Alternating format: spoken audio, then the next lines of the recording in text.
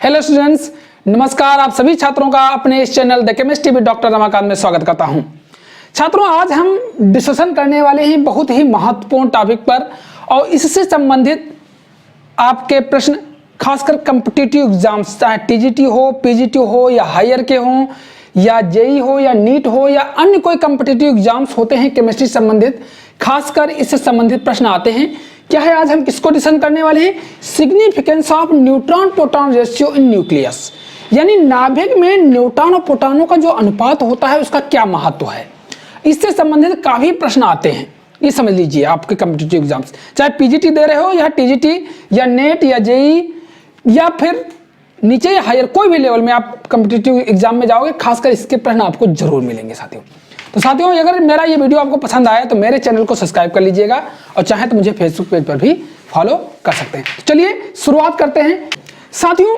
Neutron और proton दोनों नाभिक में पाए जाते हैं।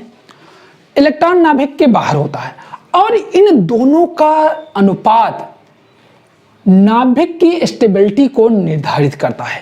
तो ये समझ लीजिए, अगर न्यूट्रॉन और प्रोटॉन का रेशियो अप्रोक्सीमेटली या लगभग 1 के बराबर होता है, यानी इक्वल नंबर ऑफ न्यूट्रॉन और प्रोटॉन अगर होते हैं, तो समझ लीजिए कि वो न्यूक्लियाई मोस्ट स्टेबल होता है। क्या होता है? मोस्ट स्टेबल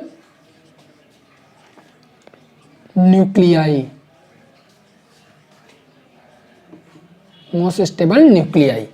वो न्यूक्लियाई बहुत अधिक स्टेबल होता है, जिसका आप समझ लीजिए न्यूट्रॉन प्रोटॉन लगभग इक्वल होते हैं या अप्रोक्सीमेटली उनका रेशियो न्यूट्रॉन प्रोटॉन का 1 के बराबर होता है। अगर न्यूट्रॉन और प्रोटॉन का रेशियो लगभग ये समझ लीजिए कि 1 से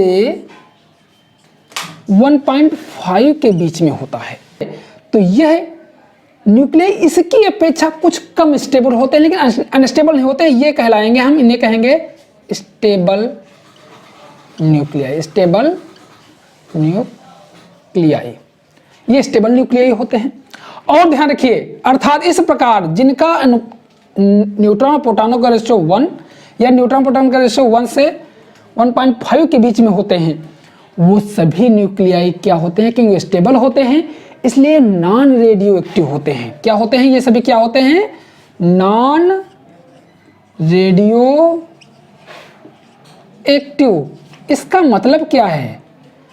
non radio active. Radio active elements क्या होते हैं? देखिए, रेडियो एक्टिव एलिमेंट्स वो एलिमेंट्स होते हैं जिनसे अल्फा, बीटा व गामा किरणों का उत्सर्जन होता रहता है और बाद में वो एक स्टेबल न्यूक्लियाई में कन्वर्ट हो जाते हैं। अर्थात अल्फा, बीटा, गामा को उत्सर्जित करने वाले, इमिशन करने वाले एलिमेंट्स को हम कहते हैं रेडियो एक्टिव एलिमेंट्स, और जो अल्फा, बीटा, गामा किरणों का इमिशन नहीं करते हैं वो एलिमेंट्स कहलाते हैं नॉन रेडियो एक्टिव एलिमेंट्स। अर्थात जिनका रेशियो न्यूट्रॉन प्रोटॉनों का रेशियो 1 या 1 से 1 to 1.5 होता है, वो मोस्ट स्टेबल या स्टेबल न्यूक्लियाई होते हैं और वो नॉन रेडियो एक्टिव होते हैं, अर्थात वे किरणों का उत्सर्जन नहीं करते हैं। किंतु जिनका neutron proton ratio greater than 1.5 और अथवा ये समझ लीजिए लेस देन 1, इससे कम होता है या इससे यानी 1.5 से ज्यादा होता है और अथवा 1 से कम होता है, बहुत कम होता है, वो क्या होते हैं? अनस्टेबल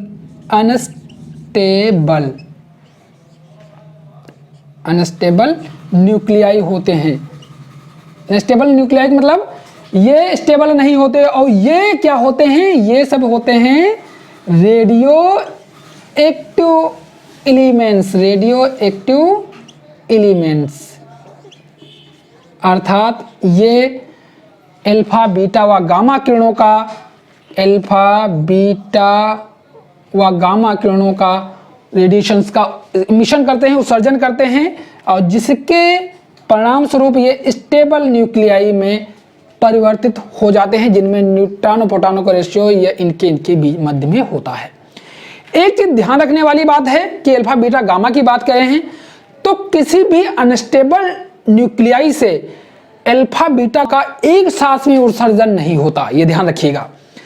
अल्फा गामा या बीटा गामा का एक साथ में उत्सर्जन हो सकता है, लेकिन अल्फा व बीटा दोनों किरणें एक साथ में उत्सर्जित नहीं होती हैं, ये ध्यान रखिएगा। और एक चीज ध्यान रखिए, दूसरी बात, the elements that beyond elements that have the atomic number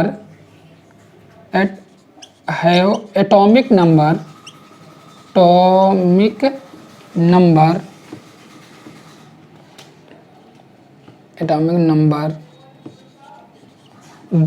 than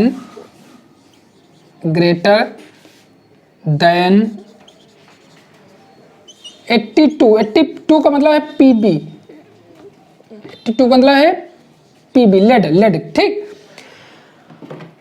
the element that have atomic number greater than 82 are unstable,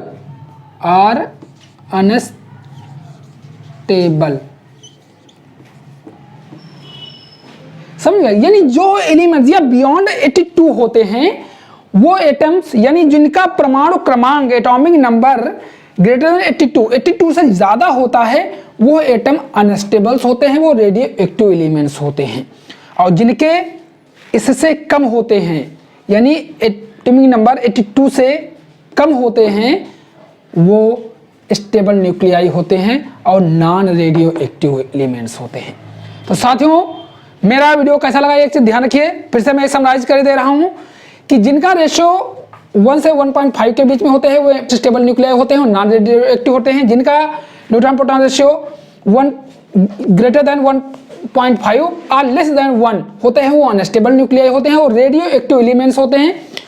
और रेडियो एक्टिव एलिमेंट्स कौन होते हैं? जो अल्फा बीटा गामा किरणों का उत्सर्जन करते हैं। और एलिमेंट जो 82 से ज्यादा के होते हैं, एटॉमिक नंबर जिनका 82 से ज्यादा होते हैं, वो अनस्टेबल एलिमेंट होते हैं जो कि रेडियो एक्टिव हो सकते हैं। तो छात्रों, मेरा वीडियो कैसा लगा हमें कमेंट करके जरूर बताएं। ये चैनल पर पहली बार आए हैं तो चैनल को मेरे सब्सक्राइब कर लीजिएगा और चाहे तो मुझे फेसबुक पेज पर भी फॉलो कर सकते हैं। अब आपको मिलेंगे नेक्स्ट वीडियो में, तब तक के लिए धन्यवाद। नमस्कार छात्रों।